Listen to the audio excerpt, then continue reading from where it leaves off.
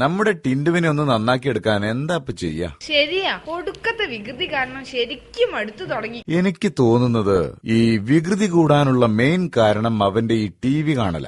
അതും സ്വഭാവം തമ്മിൽ എന്താ ബന്ധം? അതൊക്കെ കണ്ടിട്ടാ ചെക്കൻ കൂടുതൽ വഷളാവുന്നത്.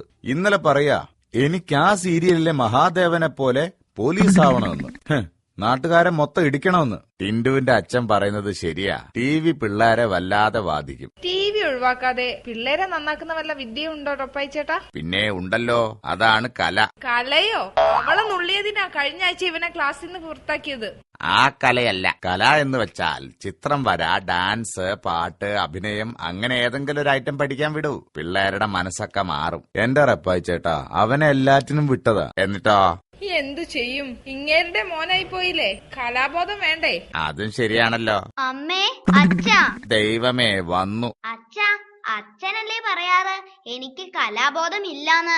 എനിക്ക് ജില്ലാ കലാമേളയിൽ 1ാം സ്ഥാനം കിട്ടി. നിനക്കോ? ഇക്കൊല്ലത്തെ ഏറ്റവും പുതിയ തമാശ. ബുദ്ധി വേണം, ബുദ്ധി. എനിക്കൊരു ഐറ്റവും അറിയില്ല, സമ്മതിച്ചു. ഞാനേ ചുമ്മാ ഒരു കസേലയിൽ ചിരിച്ചിങ്ങനെ ഇരുന്നു, വേറെ ഒന്നും കാണിച്ചില്ല. അതിനാ 1ാം സ്ഥാനം കിട്ടിയത്.